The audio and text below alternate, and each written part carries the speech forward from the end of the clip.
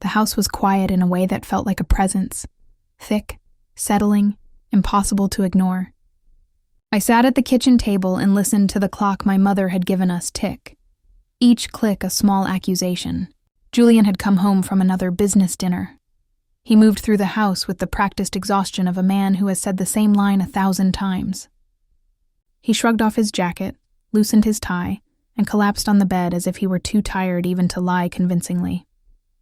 The expensive cologne he favored still floated in the air, but beneath it was something else. A soft floral perfume that didn't belong to him. It made my skin prickle. He slept a few minutes later, the kind of snoring that used to be a lullaby. Tonight it felt like mockery. I rose quietly, the careful, invisible motions of 40 years of homemaking guiding me. Pick up a jacket, fold a shirt, clear the coffee cup. In the living room, his phone lay on the sofa, its screen still warm. An unexpected email notification glowed like a small, malignant star. Julian never used email. He'd always said technology made him nervous.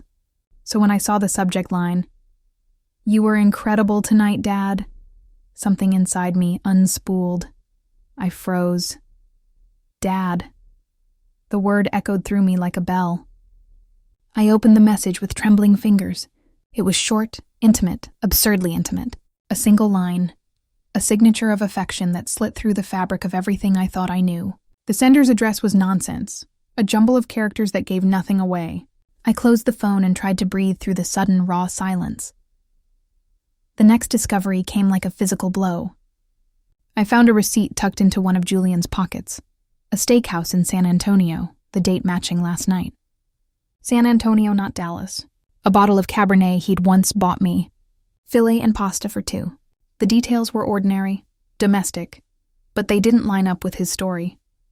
I took a picture of the receipt and the email because I wanted proof of whatever nightmare I was stepping into. I went to the garage without thinking. I think I went because the cold of the car felt like armor. The SUV was still warm. There was that perfume again, the soft feminine trail that set my teeth on edge. I checked the glove compartment out of habit and found it. A tube of personal lubricant, its cap crusted with dried residue. Nothing about its presence made sense. Julian and I had not been intimate in years. I touched the tube and felt my outrage harden into something colder, more deliberate. I took photographs. My hands were steady now with the single purpose of collecting the evidence that would prove, to myself, and later to others, that I was not imagining things. Back inside, I sifted through the car for any other crumbs, napkins stained with perfume under the back seat. I photographed them too. I turned the house over in my mind, step by step. Julian's messages were blank. His work chats were mean and dry, betraying no hint of this secret life. But the fragments were enough. The email, the receipt, the tube, the napkins. And they clicked into place like the pieces of a terrible jigsaw. I called Mrs. Miller, an old friend who once sent clients my way when the bakery was just getting started. She gave me a number. Thomas, a private investigator who specialized in the messy, intimate betrayals no one else wanted to handle. He met me at a small cafe and accepted a flash drive with the photos. He didn't look surprised.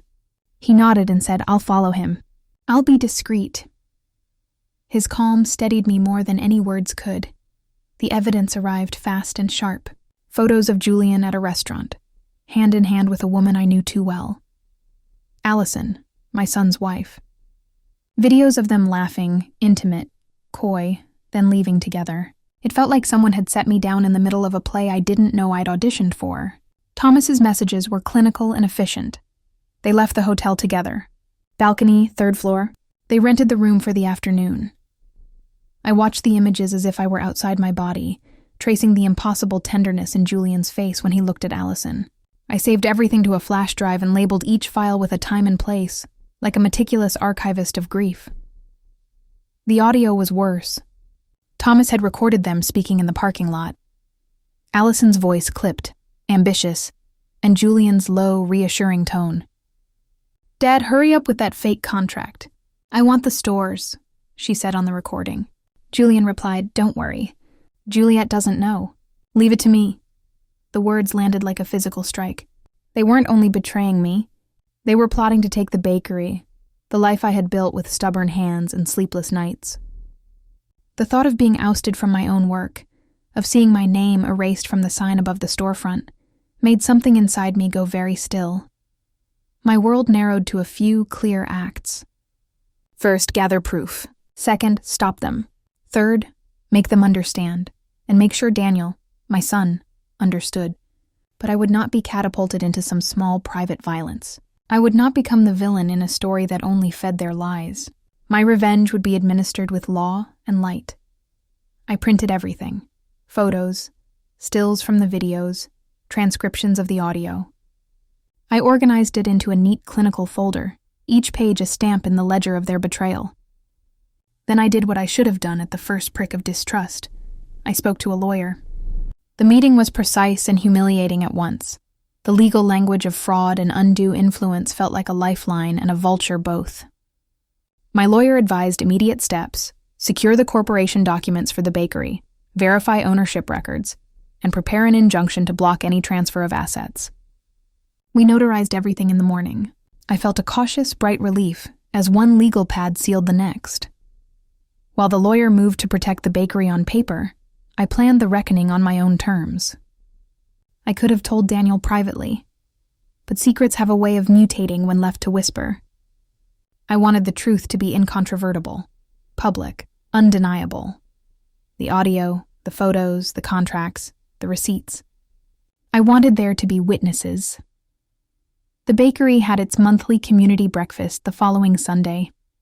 A boisterous morning when locals came to gossip and consume my almond croissants like sacrament. I turned the day into a stage. I told only 2 people what I was about to do: Thomas, who would supply the final proof if needed, and my lawyer, who needed to be present in case their first defense was to scramble legal tricks. I sent a simple message to Daniel: meet me at the bakery. We need to talk. Noon. I did not tell him why. By noon the shop was full. The regulars came and went. The light in the windows was gentle, the way it always was at that time of day. I set a pot of coffee on the table, and when Daniel came in, casual, laughing, the son I had raised, I asked him to sit. My hands did not shake as I slid the flash drive across the table. Watch these, I said, and pressed play. The first image filled the screen: Julian and Allison in a restaurant, clearly together. Then another and another. Before Daniel could speak, I played the audio. Allison's voice came through, cold and driven. Julian's voice followed, softer, complicit. He watched the playback with his face slack, the color draining. The small hum of the bakery closed into silence. When the audio ended, I let it sit. The truth had weighed enough. Daniel took a step back, then forward, then looked at Julian as if seeing him for the first time. He demanded answers. Julian stammered something about misunderstandings, but his voice was thin. We called my lawyer in. She advised us to go to the police and file the audio as evidence of conspiracy to defraud, and she took custody of the notarized documents proving my ownership of the bakery's intellectual property and assets. We also had Thomas's notes and timestamps. Within a day, we had an emergency meeting at the notary's office, and then at the police station.